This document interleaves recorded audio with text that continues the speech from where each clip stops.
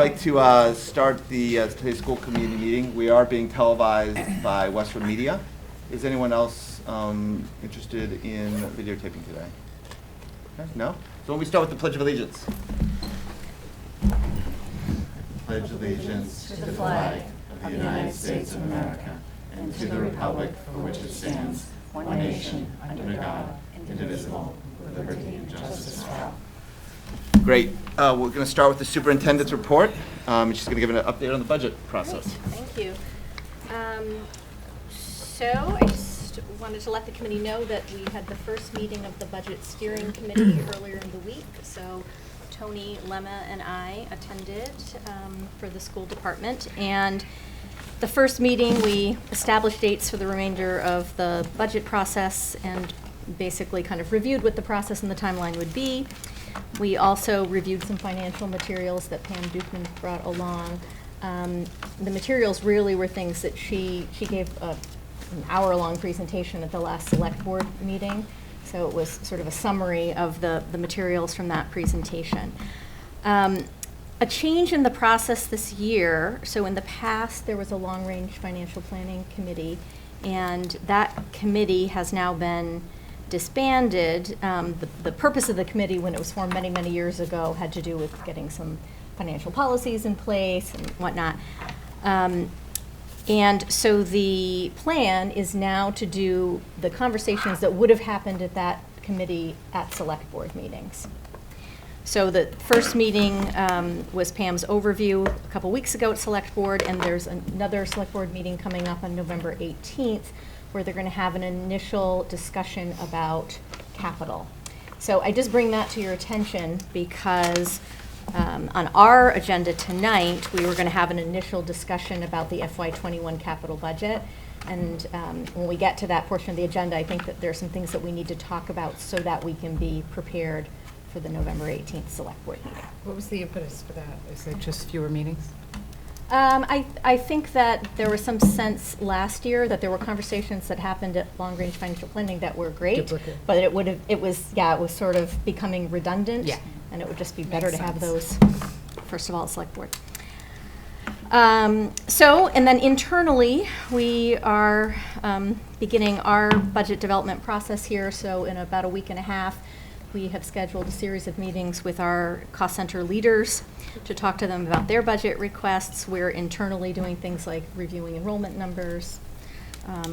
And I would say we're also really starting to think about special ed.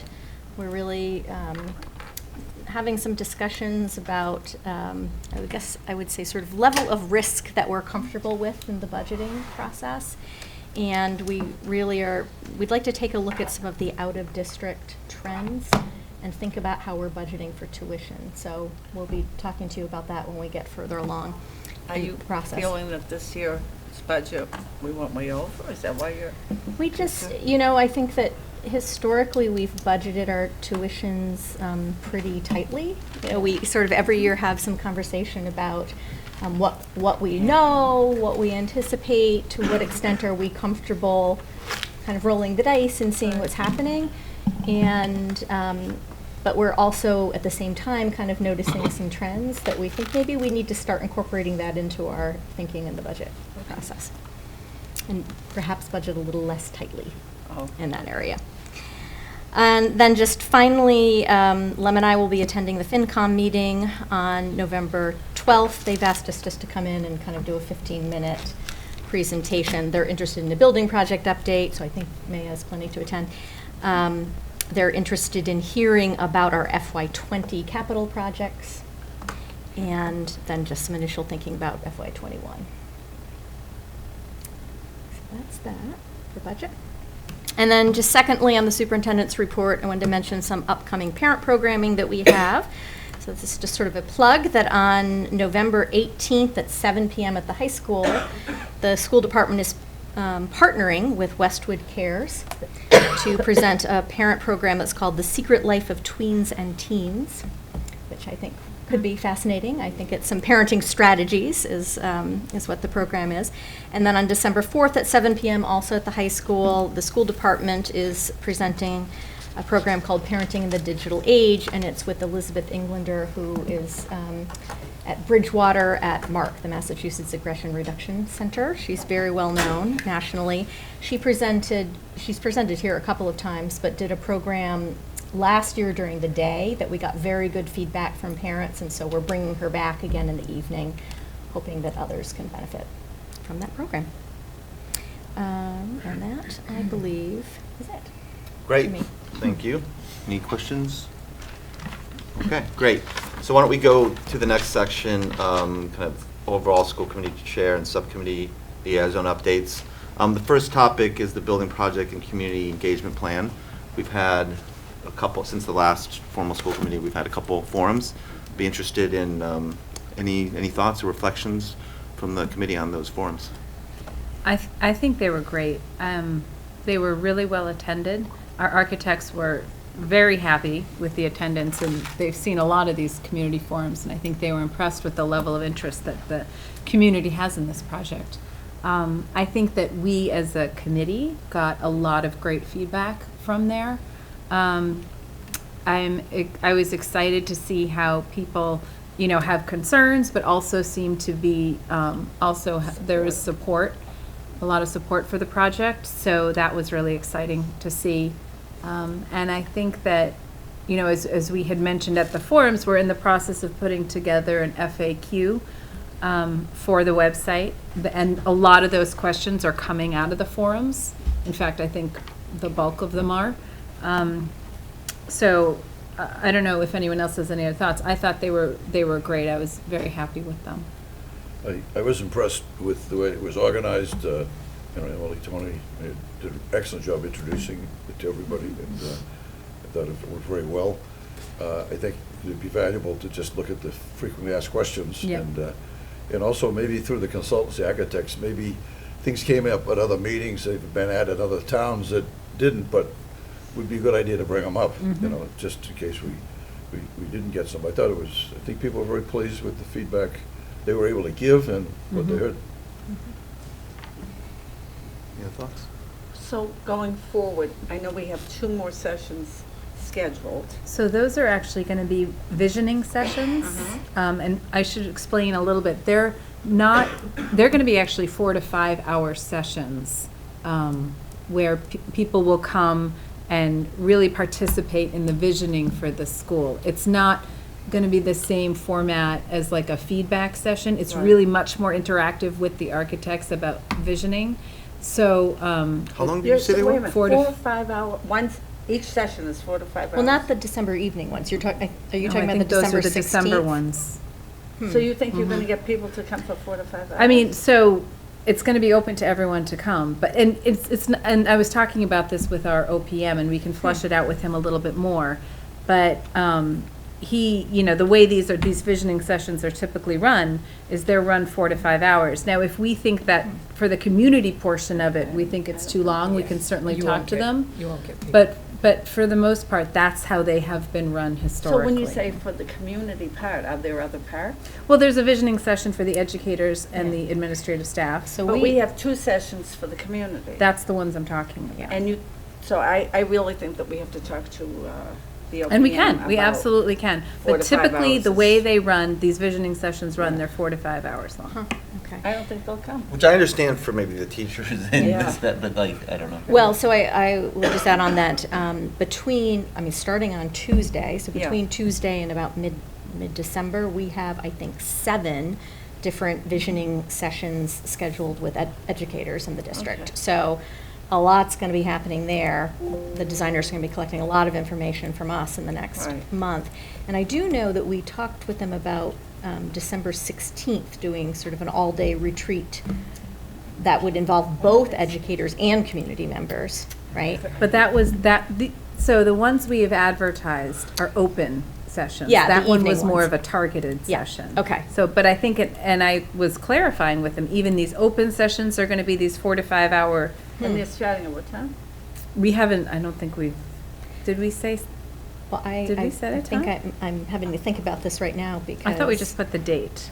I think we put a time, so I we think we had need to 7. circle back with them at our 7 to Thursday meeting. 12? Yeah. Yeah. Great. That's gonna get a little late for me. Even if we go over Okay. 12:01. So if we have put the time as 7, Yeah. I don't want to change that. Okay, yeah. So clearly, we need to revise Yeah. the format. Yes. And we can, I want to give the community as much opportunity to participate in a visioning session. Or maybe So break it into 2 sessions. Well, maybe for you do each that, one, yeah. actually. We could Yeah. do it, we Come could do it both that way, nights. or we could say to the architects, is there a way to take, because it would be nice to give people a choice of 2 nights to go. Or maybe 4 nights, each one would be 2 nights, maybe we can do that. But no, I don't think anyone's coming for 5 hours. Right, so I think either we do an abbreviated visioning session, 1 on each night, or we do part 1 and part 2. We can talk to the Okay. architects and see the best way to do So it. in terms of, we don't know the format then yet. No, Okay. we don't know the format. Sometimes if you could announce this night, these are the topics, so if people are interested in one topic, they could come. Yeah, so if, You know, if the we do night- it part 1, part 2, Yeah. that's what we would do. I think we'd get more detail about it. And I just want to mention, so we are, as you said, taking the questions from the Yeah. first kickoff round and developing answers, and we will be publishing those and pushing them out on the listserv. And in addition, we've taken everything that ended up on the posters, Yeah. both nights at the engagement sessions, and we've compiled that, and we now have that in a document, and I would like to reflect that back out to the community too. Right. So, both so that the people who were there can see what Other we answers. heard, but also so that anyone who couldn't attend can see what came out of those 2 meetings. So during one of our meetings, we talked about, there's a very vibrant senior community in Yes. this. Mm. And we talked about the possibility of having a session for the seniors possibly at Fox Hill. Do we have anything further on that? So Emily and this is on me, I'm going to reach out to the senior center and to Fox Hill. Okay, great. And set up 2 sessions, well, 1 session at each location. Mm-hmm. We can give I don't know if the architects will be able to make it, but we can certainly give the presentation that we gave at the forum. I think that's great. Okay. And, thanks. and do the same thing. We've had some excellent updates in the newspaper of what's going on, and I found out, myself included, that not everybody is into the internet and reading the weeds. These are- So if, for some of these things, we could summarize in the newspapers, I think it'd bring a lot more people along. I think, they'd appreciate it. If they really want to, they can go into it deep, but I think that we've done, some excellent work in explaining what's going on that way. And I think if we could just continue to do that on things that we just normally say, well, that's, go to the website. I think not everybody, But Charlie, I Does- don't think everybody's reading that newspaper. Maybe we need to do a mailing. Yeah, I mean, so what we've been doing is using the quarterly town newsletter as a Oh, I way, guess because that that's- gets mailed, yeah. and it's a mechanism that's already Right. in place, so we've done that. I mean, we have taken some additional steps at critical moments, so there Right. was a time when we were launching it all, that we sent a letter to everyone in Right. Westwood. And in advance of these community engagement forums, we stuffed flyers in the Yeah. Hometown Weekly, and, so I think we just need to think about, how often and, Right. at critical moments, clearly we need to push some things out. And so I hear you, we need to be pushing the information out to people, and I'm going to take this moment again to plug that on our district website, we do have a button on the homepage that will take you to the website where everything about the elementary building project is, including a video that Westwood Media Center did of the first forum. So for people who couldn't attend, encourage them to go there. And the other thing, I think we talked about this, that I'd like to get up on the website is a place where people can submit questions. Because a lot of people have questions but weren't able to attend the meeting. And I think those questions should also make it into the FAQs. Great. I will do that. So if we can just, So when they submit questions, are we going to have a way to respond to them where everybody would see it, or is that going to become we don't want to have that, right? well, I think if we have to respond to questions, that might be Too much, administratively yeah. burdensome. Yeah. But if you submit a question and we haven't already answered it in another FAQ, Yeah, that would give us. it would give us a new Yeah, FAQ. Okay, okay. Okay, great. So the next topic is just upcoming, wanted to have a conversation about a couple upcoming meetings. So for the 2 in December, Superintendent and I talked about, we may want to have like 30 minutes of, not a lot of, like kind of more, just we may not need it, but just we may have some matters just for school committee to deal with. And so the question is, in other We words, make it into a school committee meeting? no, those are going to be school committee meetings. Okay. My point is, there might be some stuff like administrative or things we need to do, like minutes and voting, and so. Well, if it's a 5-hour meeting. No, but I guess the question, we were thinking like 30 minutes, but can you either, would you prefer to start maybe at 6:30? And it would only be like 15, 20 minutes. I mean, does that work for one of the meetings, and John could follow up? Or would you prefer to do, if we have anything at the end? It won't be of this session. I think 6 early is probably. Yeah, better. we may not need much, but we just Yeah. thought there might be a few things to give an Okay. update on. Yeah, so I was thinking, if it works for people, the meeting that's on December 12th, if we could start at 6:30, then we could just plan to do, we may have some action items that we need to Okay. take care of, some regular business, Okay. if that works. Yeah. For folks. And the other update is, we were talking about the education plan, which is being worked on. And we already have a meeting on January 30th that we always put in for a second budget. But I think we should just plan on actually dedicating that probably to the education plan. So just plan on January, it should be already in your calendar, that we actually will have January 30th meeting. And that works for the timeline, right, for the PDP? Yes, Okay. yeah. Great, and then does that make sense? Any final topic, any liaison reports, anything from any of your, I think the only, go ahead. jumping right in. Yeah. So, brand-new task force, the Hale. Okay. So we had our first meeting on 10/29. I was a little bit jet lagged, but I stuck with it. It was a good meeting. It was very introductory. But at the end of the day, right now it appears they have a $1.5 million endowment.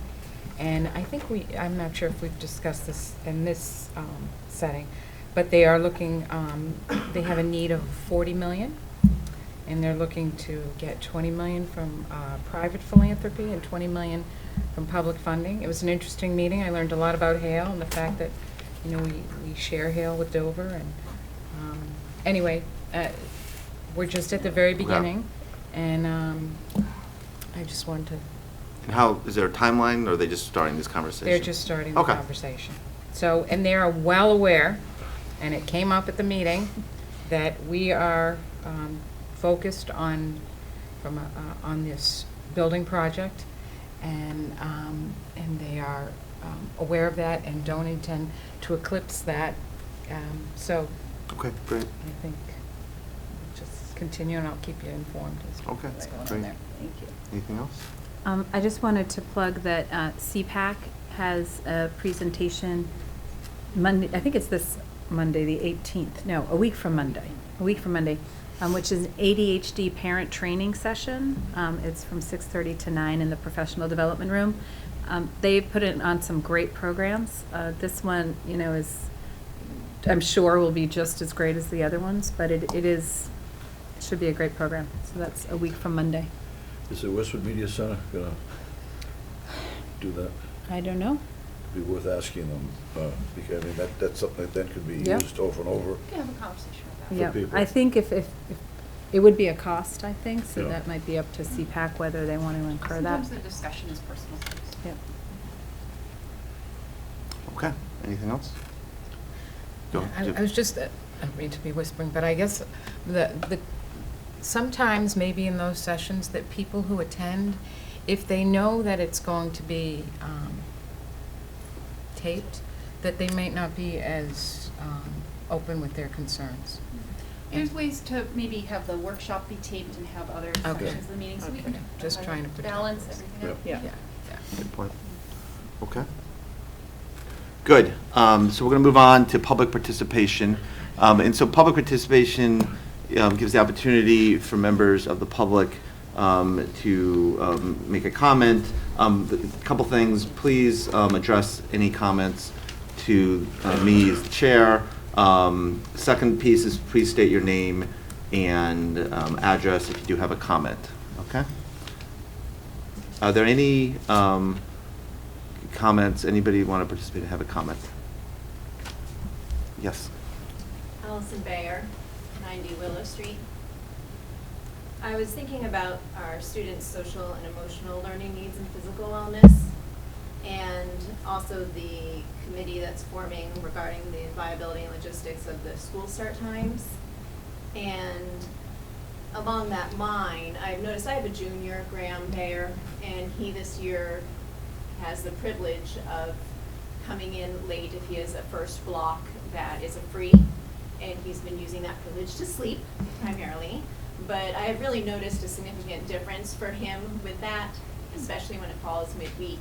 It really has made a difference for him, I think, in coping with the week, frankly. And I was thinking that I would really like the administration to look seriously at extending that privilege to sophomores and freshmen, even for their study, because I think it's really important. The sleep is crucial for the kids, and it makes a huge difference with their being able to cope with the stress and anxiety and workload in school.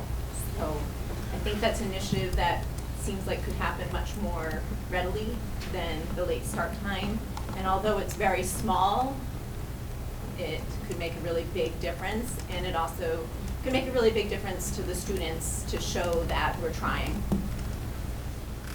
Thank you, Allison. And interestingly, Dover-Sherburne has actually done that in their transition year. They've actually extended it all the way to freshmen, that privilege. So thank you for your comment. Any other questions or comments? Okay, great. So why don't we move on to MCAS? There you go. I'm going to go there so I can see you. Right. So this is a sort of, I think, a slideshow version of memo with a few more things added in that I've kind of pulled together since you got the memo. And I would say broadly, if I just summarize everything that we saw in the MCAS review so far this year, it is primarily good news. We have a few things to focus in on and work on, and a few things that are just sort of complicated that we always have to keep our eye on, but there was much good news to report. So here we go. Quickly, just to summarize what the testing looked like last year. If you remember, we're in this moment of transition from an old version of a test to a new. And last year, most of the testing that was done was the new next generation MCAS testing. So all the testing in grades 3 through 8, as well as the high school English and math tests were this next generation format. It was computer-based, different tasks, different expectations, different scoring than the old MCAS or the PARC. So it's kind of an apples and oranges thing, and kind of all new this year. So you can't really compare those scores to prior scores of the old version of the test. The one place where we still have that legacy version this last year was in biology at the high school level. That was the paper-based older test. This year they're starting the process of transitioning that test. Weirdly, and I have no way of really explaining this, the state has said that our 10th graders enrolled in bio will take the next generation test. Our 9th graders enrolled in bio will take the legacy test. If we could somehow make it so that that was not the case, I think we would do that. I'm pretty sure we would prefer to administer one bio test, but that is not something the state is letting us do. So that's a little bit about the actual test. One kind of big picture thing to keep in mind is that a big reason we have these tests at all is in order to kind of make sure we're moving all kids toward proficiency in critical subject areas. And that's really the goal of any accountability system or accountability score that rolls out of the test. So the goal is every student gets proficient over time, and the accountability system sort of sets interim targets toward that goal of universal accountability. So this is also a new system that came on board with new tests. In 2017, the numbers were just used to establish a baseline. 2018, last year, was the first year we got any sort of rating, and we were designated as a district as meeting targets. This year, we kind of moved ahead a little bit to meeting or exceeding targets, so that's good news at the district level. What's the highest rating? Meeting or exceeding targets. Oh, okay. So we are there in that. What do you want, an A+? Yeah. Super A+. And at the school level, we also have, so this shows that district score bumped up from 75, which is just on the threshold of meeting targets, to meeting or exceeding. Our high school made a big jump up in their kind of criterion reference score, and also jumped categories. Middle school, not as high in the categories, but they're moving in the right direction. I thought that was nice to note, a percentage jump up. We had 4 of our elementary schools commended this year, and I want to take a moment to note that there are only 67 schools statewide total that receive commendations. 4 of them happen to be in Westwood. Remarkable. And that includes Right. high schools and middle schools in the 60s. That includes every school that takes this test. So 4 of them are here. The only other district that came close, I think, did something similar was Wellesley. So doing all right. And Deerfield this year pulled what I'll refer to as a downy from last year, which is they were commended in all 3 areas: high achievement, high growth, and exceeding expectations. And then, as you are already aware, Downey, we have a blue ribbon school, and part of what factors into the blue ribbon is some of this data that comes from particularly gap closing and things like that.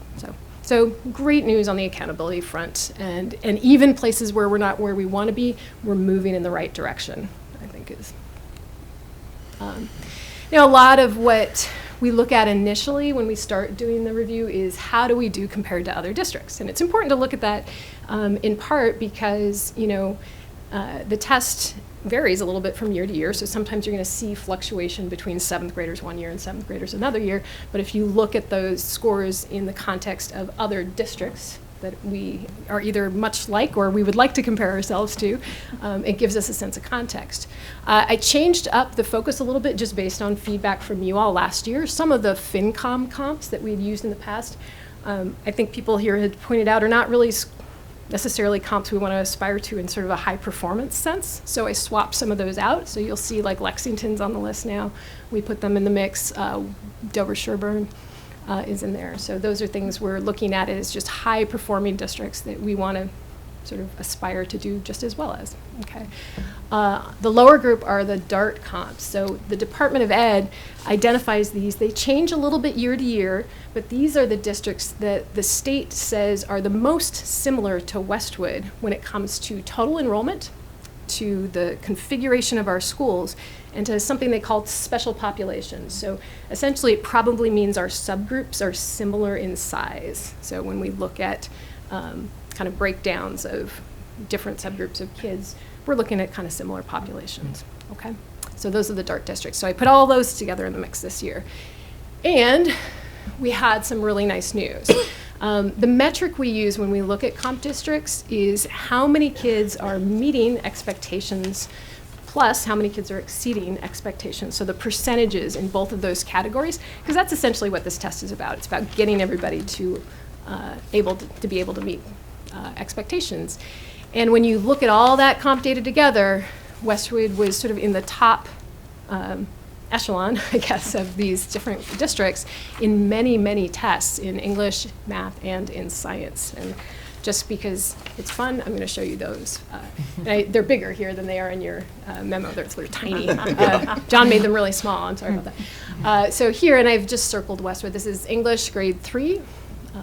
You look there right at the very top among all these comparable districts. English grade 4. English grade 5. Killing it. English grade 6. This was nice news because this is a jump up from last year too. So I think it's important to note. And part of what the middle school is going to be engaged in is figuring out, what did we do differently last year and why did it work and how do we kind of replicate that moving forward. Whoop, it's still English grade 6. Wait a second, that doesn't look right. Okay, math. Still great stuff from the elementary school. We had math grade 3. It's very high. Math grade 4, very high. Math grade 5, very high. Math grade 10. I want to take a moment on the 10th grade test to point something out. This is the brand new test. So it's different content and a different format that we've seen before. And people were nervous going into this from high schools all over the place. One thing you might notice is when you look at scores spread out compared to last year, there's a little more spread in some of these score ranges than we've seen in the past. It used to be like everybody was at 90% or above. Because this is a more rigorous test, we're going to see a little bit more divergence of scores. But our math department did just fine. Okay. This is the other sort of top 5 one, which was science grade 5. I'm particularly thrilled about this one because this is coming off of the 3rd year of our rollout of new curriculum a heavy investment in professional development and investment in leadership and coaching at the elementary school, and you can see excellent results that came from that. So I'm also thrilled because this is actually a move to a very hands-on science curriculum at the elementary school, and so this is not a score that reflects sort of boring test prep. It is a score that reflects kids actually doing interesting things with science. So it's kind of, I think, proof that if you just do good education, the test should mostly take care of itself, which is great. Bio, our grade 10 bio scores were also good. This is a little different metric. Remember, we've got percent advanced versus meeting and exceeding expectations. This is that old pencil and paper test. So that looks great. And you know, even if it's technically number 5, if you look at the scores, they're all clustered together up there. Right. So this is the not sort of as awesome news, but it's not terrible news either. So I want to just frame it as sort of other things we noticed and want to look at. Some of it is we had some improvement in several places at the middle school. It wasn't enough to sort of be in that top tier list in terms of comps, but it was movement in the right direction, which is important to note. We did notice an area where we feel like we really need to double down and focus in terms of some scores that have been lower the last couple years, and we want to sort of make sure we're on top of dealing with whatever we need to deal with curriculum and instruction in that area. And then I also want to talk a little bit about achievement gaps, which is hard stuff to unpack and tricky and something we need to monitor better over time. Okay. So just this is an example of that improvement over time. I noted in grades 6, 7, and 8 math, as well as in grade 8 science, when you look at our comparative data from last year and this year, you see things trending in the right direction. So this is just the grade 7 math because it's a nice clear example.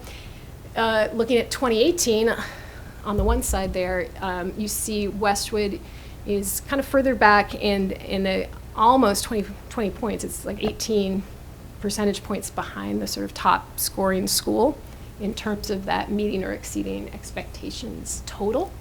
This past year, 2019, we'd moved up significantly, and really we're in a 10-point gap and more in the middle of the pack, so that indicates some movement in the right direction too.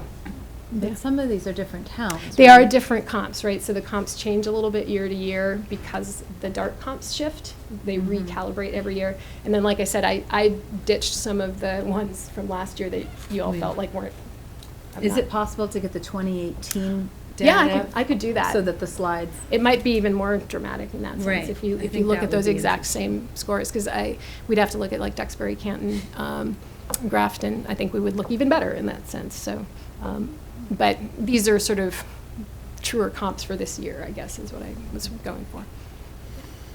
Okay. All right. Focus areas. So these are the 7th and 8th grade comp scores for English language arts. We first noticed this as a dip a couple years ago in grade 7. And because at that time it was kind of a new phenomenon, we were like, all right, we need to see what's happening. It continued to lag a little bit last year, and that was actually the genesis of making some of our decision-making about budget requests to invest heavily in some leadership, specifically geared toward curriculum leadership at the middle school, and trying to follow that department head model that we have at the high school. We're currently in the English review, and so the timing is great for us. We're going to be coming out with our recommendations, I think next month. You'll get to hear a little bit about that. And it gives us a real opportunity to dig in and look at alignment of our curriculum, but also instruction. You know, what's going on in terms of classroom practices, and are those getting to the curriculum that is the curriculum we should be teaching. So that's really the focus area moving forward. Okay. Achievement gap stuff is interesting and complicated, and I'll give you a couple examples of some slides. We're sort of still working through this, but I think it's helpful to look at our achievement gap information compared to some other districts. I didn't make the full chart. I did handpick these, and let me tell you a little bit about my thinking.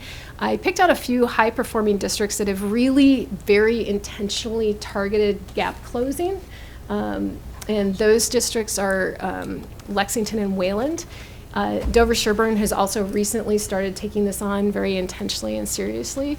Others may be as well, and I just don't know about it, but those I happen to know about. And then some of the others that have very similar kind of, profiles and populations out of the DART. So what this chart shows is, again, we're looking at, the total percentage of kids who either meet or exceed expectations. And it's an aggregate of all scores in English grade 3 through 8. Now, the reason you have to look at aggregate scores in some of these districts is because there aren't necessarily enough students who are economically disadvantaged in any particular grade. So if we looked at like 7th grade, for example, you might not even have a cohort and we might not get data. How do they know this? It's on the, how do you know, which question? Economic, how do you know someone's economics? It's actually depends on free and reduced lunch status. Okay. Yeah, that's the, I'm like, I didn't know Yeah. they do. I'm like Big Brother. You put your parents' income in. Okay. when you take Yeah. So that's the we don't do okay. that, yeah. It is free and reduced. Which certainly doesn't capture the whole story. I will say that. I know. It's like- Okay, but it's. Yeah, many of the things we know about demographic, we only know what we know, and it's kind of limited, right? Westwood does Metco in the 6th grade.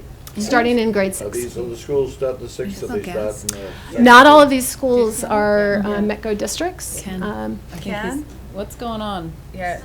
Yeah, we do Smell too. it? Yeah. Yeah. Should we get out of Maybe here? we should go. Yeah.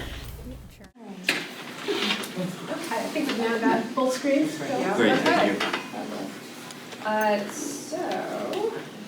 think this is that data we're just talking about, so it has to do with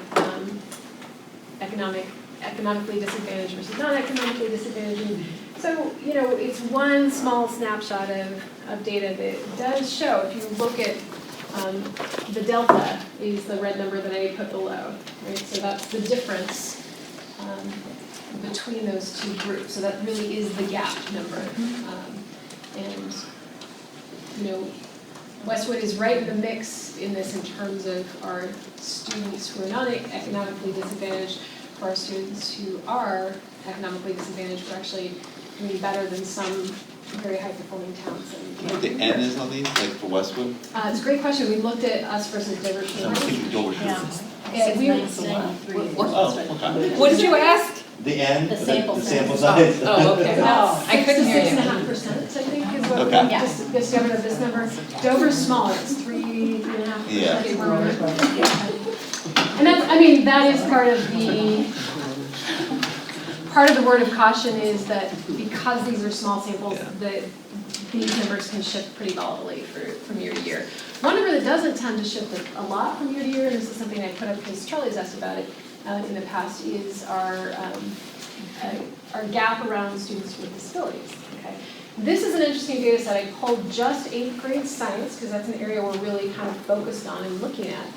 And if you look at this, these are towns that we're trying to kind of work our way toward their overall performance level. So we are, not quite where we want to be in this, although we're heading in the right direction. And it's really interesting data, okay? One way to think about this is ultimately the goal of MCAS is that both of those bars for every town need to get to 100, right? So the towns we want to be looking to are places like Dover, Sherburne, and West Wayland, where their scores are high for the kind of non-disabled group, but they also have a relatively smaller gap. What we would, Winchester seems to be doing a wonderful job with some of their students, but they have a huge gap for others. So It's not a very nice commentary, actually, on the 3 towns, particularly to the right. yeah, well, I think it's interesting. I wouldn't want to make any kind of sweeping generalizations based on one year at all. That's true. And one thing to think about when you think about this achievement gap for students with disabilities versus students without, really our most critical data is the 10th grade data.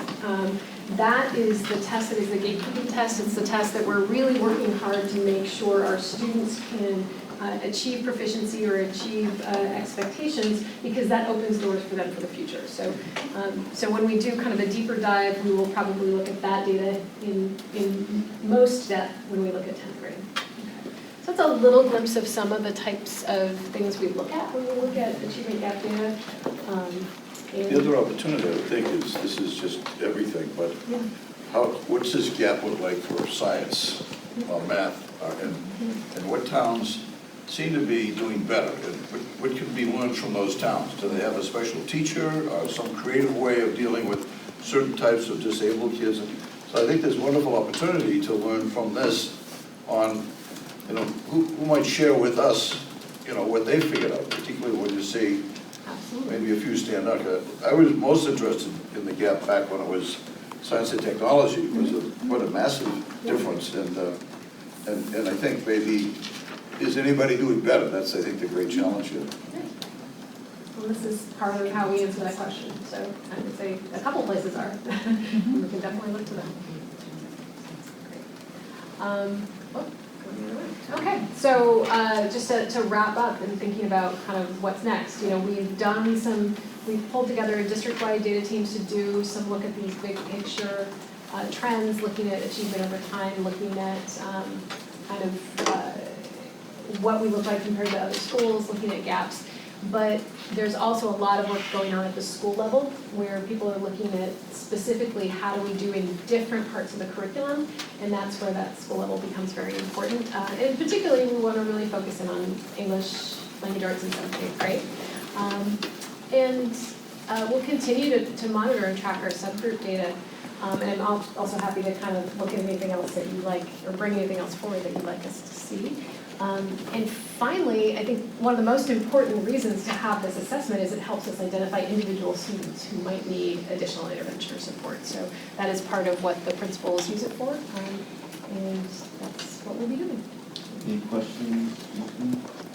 So thank you very much for doing this. It's very helpful. I don't know if anyone else in the school committee is interested, but as you start working on it further, I have a lot of questions. I don't want to waste everybody's time now, but I'd love to follow up if I could. And I don't know if anybody else would, but if this would be a chance to follow up with you. But thanks so much for what you put together and the way you're targeting these groups. I will say, you know, one great thing about this assessment is most of what we can see is publicly available data. It's really out there for anybody who wants to take a look at, but I'm always happy to sit down and meet with anybody who ever has questions about any of it. I'm glad to see that it's continuing to rise at the middle school, but it's just amazing to me that we have this difference between the kids in 3rd, 4th, and 5th, and then 10th, and then in the middle school they just, and it's been like this forever. It looks like it's getting better, and we hope it continues. Great confidence in the new guy, I think. Yes. It's all On the shoulders.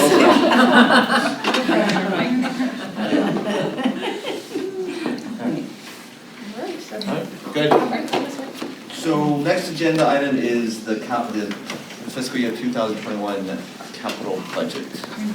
Yes, thanks. I'm going to turn it over to Lemma. Yes.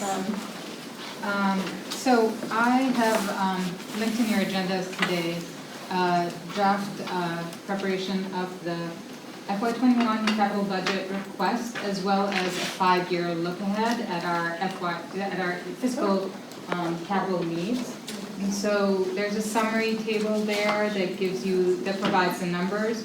Our capital request for FY21 is just over 1.8 million. I would flag upfront that is our request. That's not necessarily what we're going to be receiving.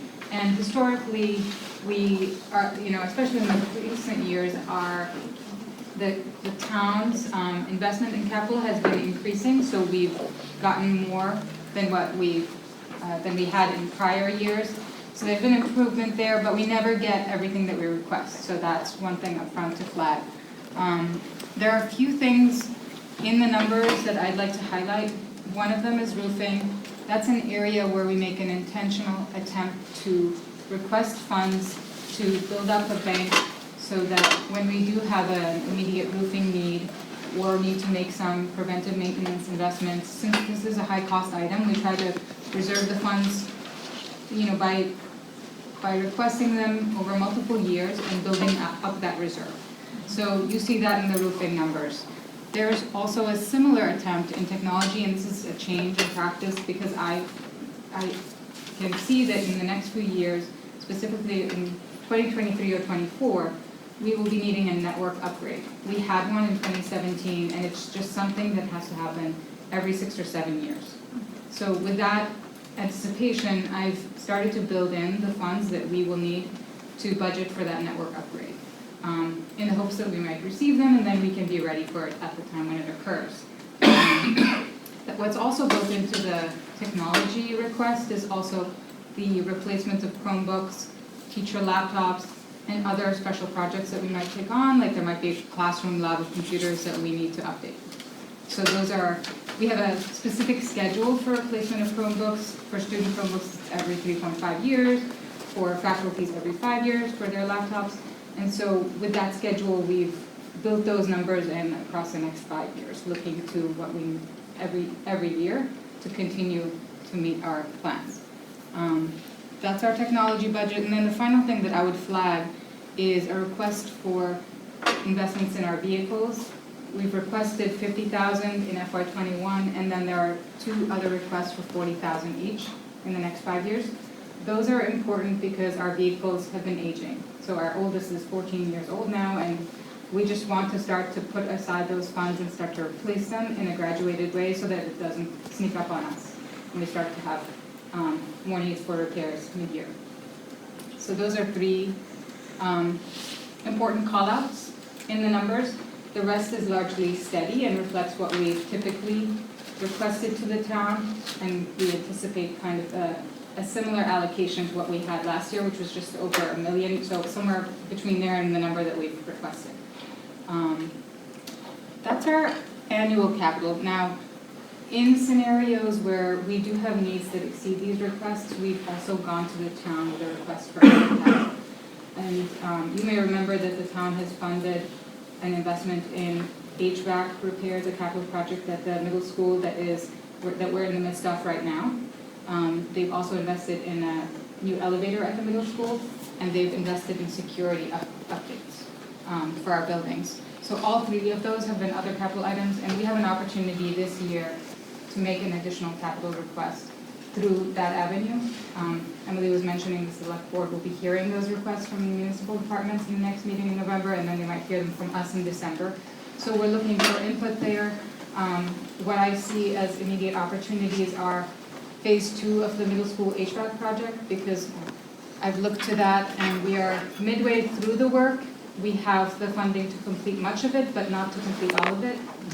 And we would need an additional $150 to get to the finish line, to replace all of the univents in the old section of the building that we intended to replace. So that's a priority. And then the other item that we have an opportunity to request more funds for is security. So we continue to respond to the recommendations from our security audit, and we can discuss that with you, but that would be another potential important area to invest funds. Question? I have a question, and Steve's not here, but in terms of devices, I know we use Chromebooks, I know you've asked about this in the past. Do we evaluate what we're using every once in a while? How often do we? The device itself? Yeah. Yes, I mean, Steve is constantly looking at that. And so at this point, we are using Chromebooks. We still believe it's the way to go. They're actually, their capabilities keep getting better and better, and they're very cost effective compared to, say, laptops. We have opened up more bring your own options over the last. Surface or whatever. Yeah, so kids do now have that option at the high school level, and I think, we're seeing a sort of uptick in that. What percentage do you have any ballpark? I don't have it. Pretty small, pretty small. Would it be possible at a future meeting, I know this was done many years ago, to maybe have a description of what the successes have been at different grades in math or in reading, writing, what do we get out of it? We have scheduled that on our school committee agenda schedule, and I can't remember which month, but I do know it's on there, so it's That'd kind be of the really spring. valuable to have. And the other question I have related to that is, at what level do we have the kids work on writing? Developing writing skills, so much of later on what they're gonna have to do is writing. Oh, that's immediately. Yeah, and are they using Chromebooks for that? No, so, in a kindergarten classroom, you're gonna see literacy and you're gonna see things that are related to writing. The Chromebooks, they are to use in grade 3. They probably use them in the classroom in grade 2. Prior to that, in KN1, we have the technology that's like iPads for kids at that level. I'm talking writing at a more advanced level, like papers and. I guess that's what we're talking about. So we start working on that when they're 5. You get feedback from teachers on your writing and Yeah. how valuable they are at that. Yeah, I mean, it's absolutely, we're absolutely doing that, and yes, the Chromebooks are used for that purpose. So I do have one question, it's about roofing. So, I guess if we do a capital project involving Hanlon, we won't need, my question is what's the reserve now? And I'd like to look at that compared to, assuming we can, because some of the high needs are actually some of the buildings that may, be renovated or replaced. So it'd be interesting to see what our reserve is versus what we project our true needs, assuming the MSBA, or that project funds. You know what I'm understanding? So maybe we don't have to put any, I'm saying maybe we already reserved enough on roofing in this year, maybe not. Are we under reserved, I guess it's where we are versus the We reserve. have some reserves, I can comment generally, and then I can get you more precise numbers later, but the ballpark is that we have about 400,000 in the reserve. Oh, that's all? For roofing updates. We recently had a roofing assessment, and so we had a company that reviewed all of our roofs and came back to us telling us which areas are high need and we need to address in the short term and which ones we can postpone. And overall, it is reassuring, especially for the buildings that we want, the Martha Jones, for example, or the Downey, the buildings that are not the high focuses for the project in the future. So I would say it's not a big number, and this is why we try to build that reserve every year with additional allocations, but we do have that to work with. Okay, so it's not that big. Okay, that's it. Any other questions? Thank you, Lynn. Thank you. All right, agenda. The next piece of the agenda is the anti-bullying. The reauthorization of the anti-bullying plan. Yes, so Abby, do you want to say a few words? Sure. So in your packet, you have the document which we refer to as the anti-bullying plan, big long official DESE name. And every 2 years, it needs to be reauthorized by the school committee.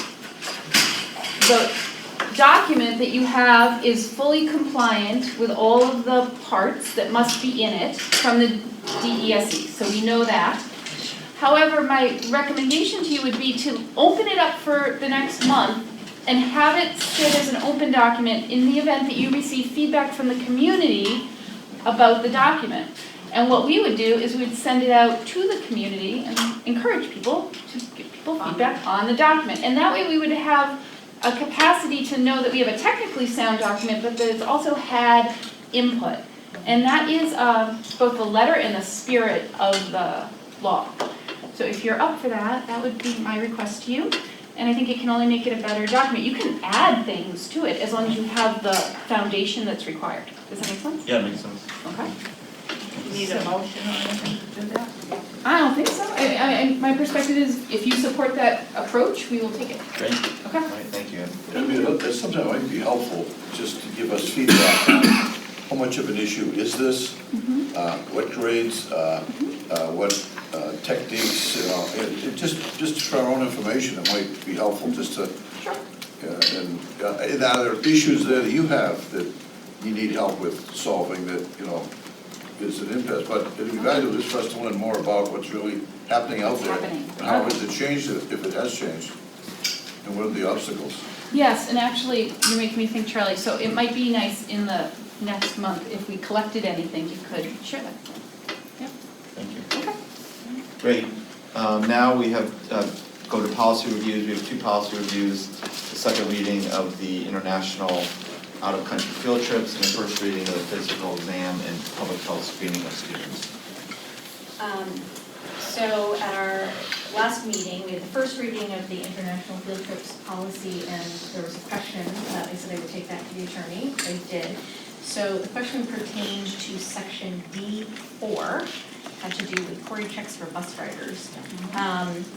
And so I spoke with the attorney about it, and it is her recommendation that we strike the first sentence there. And remember I said that I had spoken to her about it? She and I had a conversation, and I think the intention was to not have that in the first draft.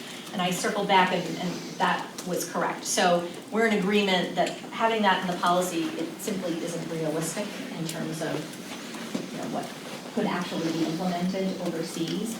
She does think that we should keep the second sentence. So in other words, because it's overseas, they don't have query checks and it's not. Yeah, I mean, I think it got into the draft initially as we were like cross-referencing all these different policies around transportation and assistant supervision. And so it got pulled from something else, but it does not say. Is there any way to put it on the onus on the company? So I Do asked, some kind of job? I asked her about that, we had that conversation, and of course, it is like always our practice that when we're contracting with a company, that we ask them for copies of what their policies are in terms of how they vet their employees and all that. And we would continue to make that our practice before we, you know. That's how we evaluate the company. That's how we That's our evaluate due the diligence. company, and so I spoke to the attorney about that, and she said, of course, we would continue to do that, but that she did not recommend that the policy needed to reflect that practice, that that's just good practice. You can't enforce It's it. not realistic. Well, it's also, you can't enforce it, right? But typically, when you have a policy, you want to be able to, the policy is sort of delineating the standards by which you'll go. If we So would it say, be in the contract then? Would- yes, All right. so- in the So can we- vendor, the contract we have with the vendor Right. should call out what the background check So procedure can is. we put that into this? In other words, Could you in have, any contract? can we say that, right, Yeah. any contract Yeah. that we enter Will will be be reviewed to specified ensure background check? Yeah. So that's putting the onus on the, we would have to have a contract that says that. I guess and it signed. feels like Yeah. there should be some, to their point, some sort of due diligence statement Yeah. indicating that as part of our due diligence, the contract will be reviewed to ensure that employees of the vendor's employees are blah, blah, blah. I mean, we could come up with Yeah, or something. even that, you know, the vendor will conduct a background check reasonably Right. acceptable To the to the school. So let me go back to the attorney and ask her to draft something. So the section we're talking about here is about student supervision. So I don't think it would go there anymore. Right, I think that's it would right. be in A, the triple approval process, because we're really talking about if the school committee is going to approve Right, something, here are the things that we would want to. right. Yeah. Does that make sense? Okay, I will go back and speak to her about that. I have two questions on security. This has come up before, is that Brian Kelly was very helpful one time on some of the countries that aren't exactly American-friendly countries, and parts of those countries, is there a way to go to like a congressional delegation or someone to say, could we get feedback from State Department or something, what countries are not friendly, or what parts of those countries are? You know, that's a security issue that I think is worth Yeah. So finding a way to, and now the travel agency may say we did that, but the second thing is, I think that, I don't know if we have any policies when there's a bunch of kids someplace, and I hate to be overly restricted, but to say, the kids stay together. Two kids don't say, we're going out on our own tonight, but no, everything is group meals, not, Yeah. feel free, I'm on my own to go. I mean, do we have anything like that? We've got all of that, and we have that and more, as you can imagine, all kinds of rules that are about student behavior on the trip. We have that in writing, and part of what it says here somewhere is that those kinds of things need to be distributed and that parents have to sign off on them. So we all know what the rules are. In speaking to the attorney, that isn't the kind of thing that we would want to have in a policy document, but we would definitely If have the it. kids out of line, can we send them home? Yes, and then they and their parents sign something that says that. To your other point about security, we have a consultant that we contract with whenever we do a trip.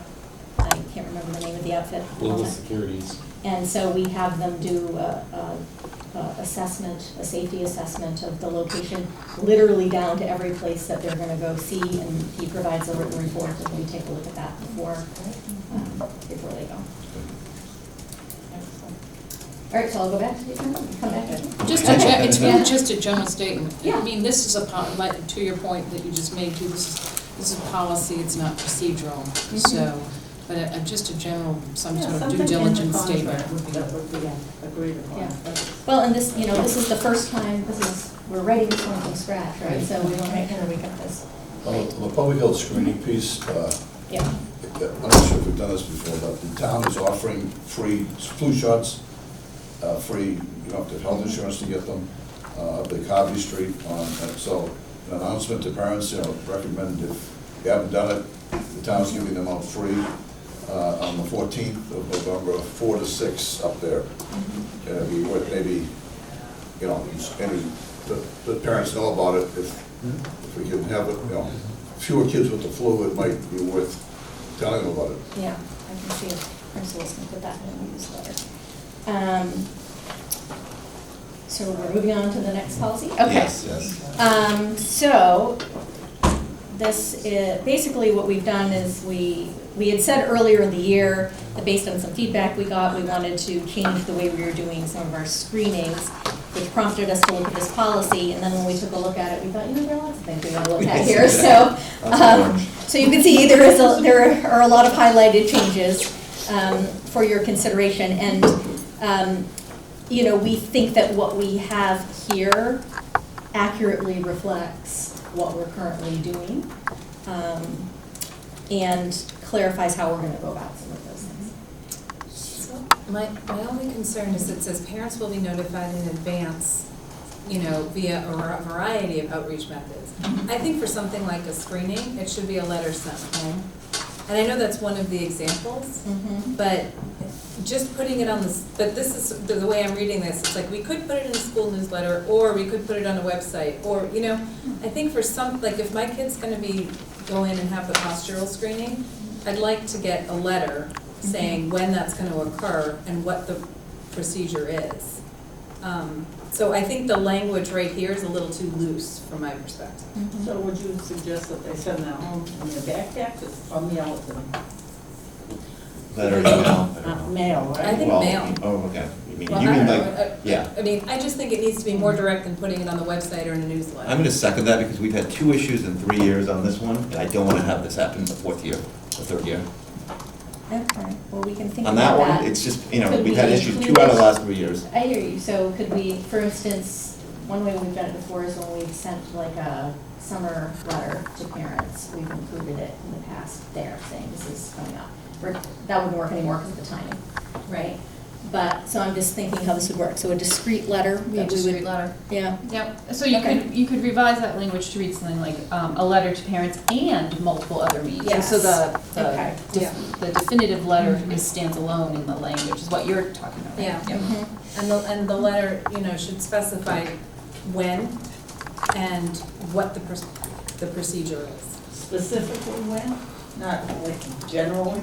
Well, I mean, it can say the first week of October, but Yeah. I wouldn't say sometime soon we're gonna be screening Oh, our okay, kids. okay. But I mean, at that point, when you're screening them. I mean, they're all, Right. 6th grade is X date, 7th grade is. Yeah, you certainly know a range of Right. dates. Yeah. Good. Okay. Anything else? You guys like the chart? I did like the I chart. was Yeah. a fan of the chart, I I like thought the that was chart. helpful. That is actually It's helpful. very helpful. Very good. Put that in a letter. I know, seriously, well, once you have it, you can put it Yeah. anywhere, right? Yeah. Yep. Great. A lot of Thank you. screening. Yes, there is. Okay. Okay, great. Good, so, yeah, I don't think we're going to, action, no, I'm good. We're moving to action item. The first action item is approval of the minutes from October 10th, 2019. I'll make a motion to- Do I have a second? Second. Any discussion? All those in favor? Charlie, favor? Yeah, Yes. okay. I'd just like to apologize for not attending that meeting. I was away and. So the minutes are pretty good, huh? And I couldn't reschedule some, but I just wanted to comment a couple of things that was said that night. One is, as far as Joseph, we're talking about Mandarin, and see what we can do.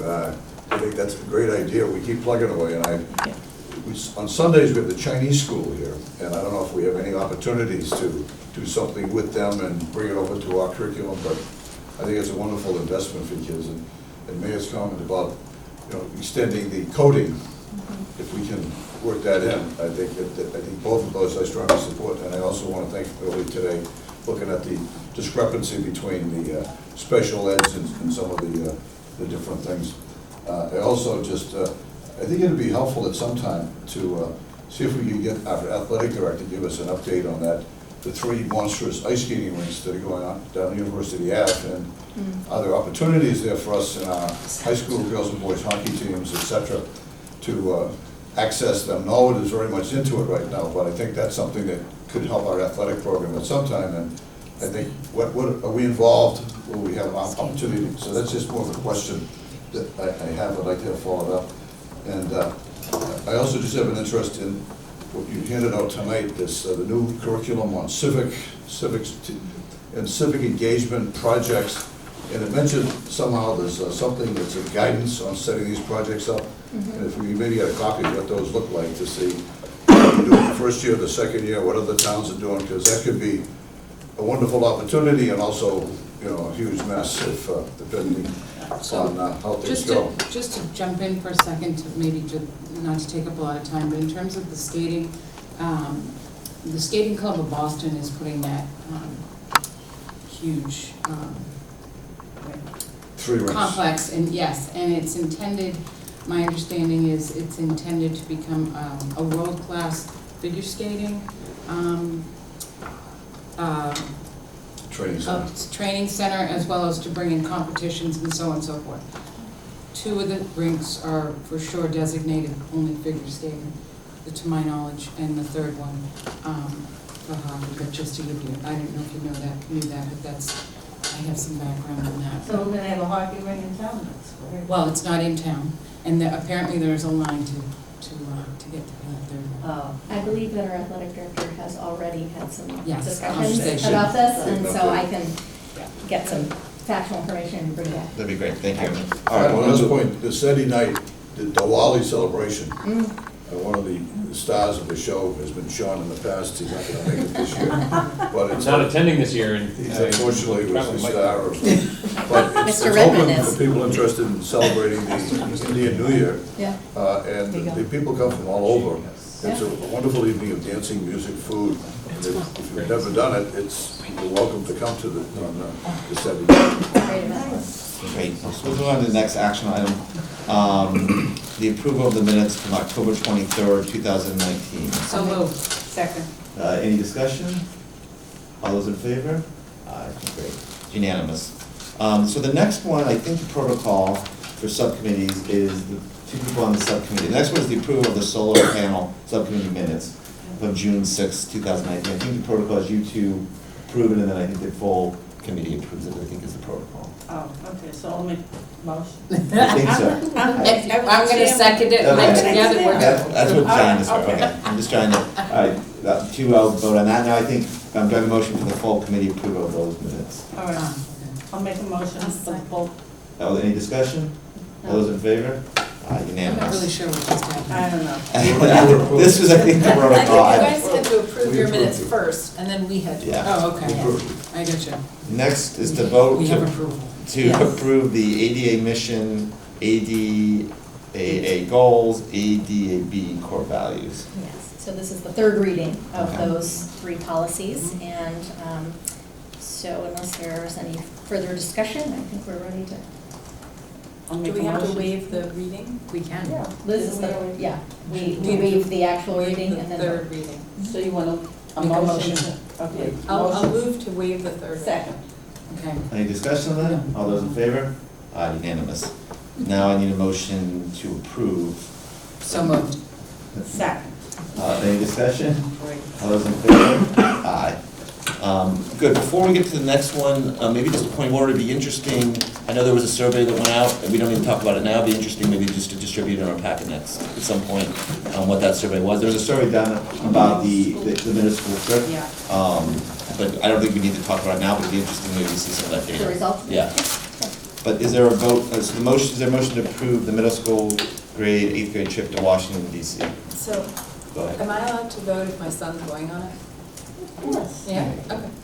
You didn't believe I him. didn't believe Carol. I asked her, and she said. I have no credibility right now. I said, of course, I voted on it. As long as you tell us. I'm telling you. So I have a motion, do I have a motion? I'll move. She's skewing the vote. The second, and any further discussion? No. All those in favor? Unanimous. All right, now, finally. Just one quick question on that. Do we have any problems where kids can't go because they can't afford it? There's financial aid. There is. Yeah, we make sure everybody can go. So finally, let me read this. So I'm going to make the motion to move to go to executive session to discuss the deployment of security personnel devices or strategies with respect hereto, and to discuss strategy with respect to litigation, which would have a detrimental effect on the school committee's litigation position, and not to reconvene in open sessions. You want a motion? I'll make that motion. Okay. I'll second it. Second. Any discussion? Actually, we have to do a roll call. So yes or no. Mr. Donahue? I support, yes. Ms. Larkin? Okay, Ms. Lewis? Yes. Yes. Gowdy, and yes for me as well. Is my yes? So should we stay here? Did Carol say? I Thank said you. yes.